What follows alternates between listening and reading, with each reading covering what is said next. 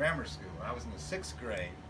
You know how Valentine's Day comes around and you have a special girl that you like, and you give Valentines to all the kids, but there's this one girl that you give her a special Valentine. And I gave her a Valentine, and she gave me one back, and she became my girlfriend for that 6th grade. That year, we were together for a whole year. She was my girlfriend, was my sweetheart.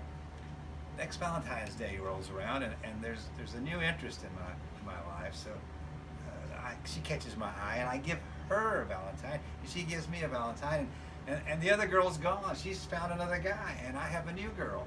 And I don't think much of it, but it happens every year. Every Valentine's Day, all through junior high, I'm losing one and I'm gaining another. And then it goes on into high school. And in some ways it's good, because, you know, there's a new one, and maybe I'm tired of the old one. And other times it's bad because I didn't want to lose the old one. So, but it happens, and I'm thinking, what is this? I got some kind of Valentine's Day curse, maybe, or a blessing. I can't tell. But every Valentine's Day, one goes out and one comes in. And this goes on through college, and by now, I've heard 10 times, it's not you, it's me. and they leave, but I'm always excited by the new one. And my senior year in college, this is my 10th or 11th girlfriend, I tell her, I said, you know, I don't think we'll be together all year. You know, just as after we graduate, we may still see each other, but at next Valentine's Day, we'll probably break up. And she says, I don't believe it. Her name was Cinnamon. And we actually had met at a Starbucks.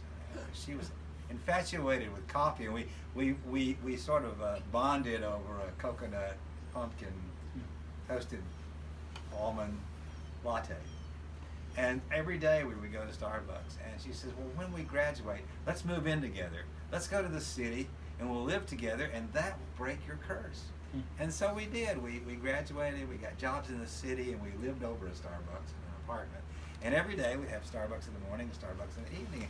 And the year went fine, but as it came closer to Valentine's Day, I began to worry because, well, you know, Cinnamon might be leaving me. I just, you know, I can't believe this just breaks the curse.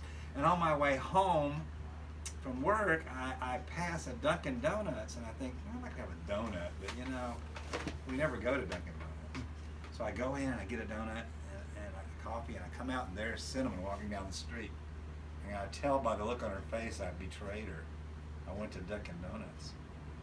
And we have our night doesn't go well, and the next morning I find a note on my pillow. It's Valentine's Day, and she said, you know, Dunkin' Donuts was the last straw. You have betrayed our Starbucks union.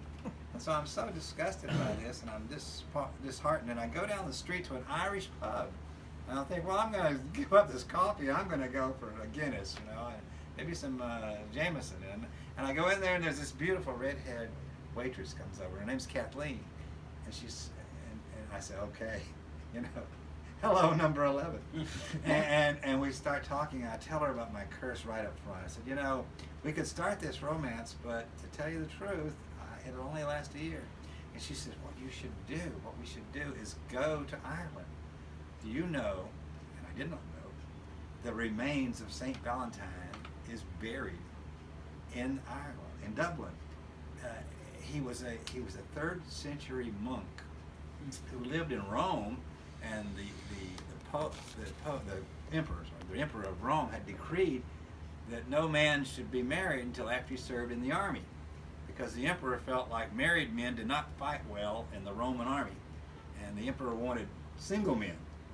And so that meant you had to be delayed. Sometimes you wouldn't get married till later in life, but St. Valentine was sneaking around behind him and performing weddings, and he got caught, and he was sentenced to die, and they were going to behead him. And while he was in jail, he fell, even though he was a priest, he had desires, and he fell in love with the jailer's daughter.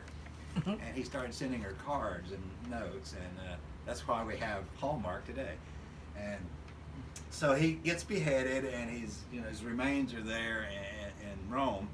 And there's a priest in Dublin who earns favor centuries later, and they decide to reward him by sending the relics from St. Valentine to Dublin. And to this day, and they built a shrine there, and there's this church on Whitefriar Street where people come from all around the world and they pray to St. Valentine. Mostly people who haven't found romance, who haven't found love. They pray to St. Valentine's remains. There's some of his blood in his head, I think, because he was beheaded. And so anyway, this is a shrine of all places, a Valentine's Day shrine in Ireland. I said, okay, we'll go, we'll do it together, we'll go over there and but today is Valentine's Day. I can't pray to him today, I have to wait till next Valentine's Day. But we'll go over there and I'll visit it as often as I can. And so we do. We decide to go together and we go to Dublin and we see her folks, but I can't find a job. I got to support myself. And there is a position at a castle ruin way off way out in the mountain area where there are just mostly sheep and people, sheep herders. And I take this job because it's a ruin that they provide you with a cottage. And if you take care of it and you let the tourists come in, they pay you. So she wasn't too happy about this. But I said, we'll go out there, we'll live together in the cottage, and next year, Valentine's Day, we'll go down to the church, the cathedral, and we'll pray to the shrine and see what happens. And so we're happy, but we don't see very many people. There's a couple of sheep herders over here, and there's lots of sheep, and there's a little village, but we just don't see these people. They don't seem to want to associate with us. And then it becomes a week before Valentine's Day. And she says, I want to go over to Dublin ahead of you and stay with my mother, and you come on Valentine's Day. And I'm thinking in my mind,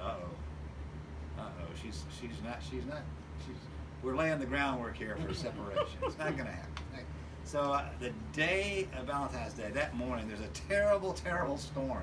And the roads are washed out. And I see on the TV that we have that you can't get down from where we are down to Dublin. And I'm thinking, oh no. And then the power goes on. And I can't see TV. And I'm there and it's raining. And I pray to St. Valentine anyway. And it gets to be late in the afternoon, and there's a knock on my door. And I'm thinking, well, either this is the new girl, or the new thing is going to happen here. What's happening? And I open the door, and there's this ugly, old sheep herder who's dirty, and he's missing teeth, and his nose is crooked, and he looks at me and he says, laddie, you've been here a year now. It's about time that we got to know each other. And I'm having the party tonight. I want you to come over. There'll be music. I'll get my fiddle out, and there'll be great music, and there'll be dancing, and there'll be a tremendous amount of music and excitement. And then we'll have food. We'll have all kind of food. We'll have food there, and I'll get my Guinness out and the whiskey, and we will have a great old time. And of course there'll be a fight. There's always a fight at one of these things. It's a terrible, terrible row. But after it's over, there's sex. Glorious sex. Wonderful, sweaty sex. I'm thinking, I don't think I could go for that. He says, don't worry, Daddy, it's just me, you, and the sheep. Oh, jeez. And at that point, I reach over and I hug him because I believe that the curse has been broken. Now I'll leave the end of the story up to you. Did I go to his party? Or did I go back to Dublin? And when I went back to Dublin, was Kathleen there waiting for me at the church? You pick the ending. You like this.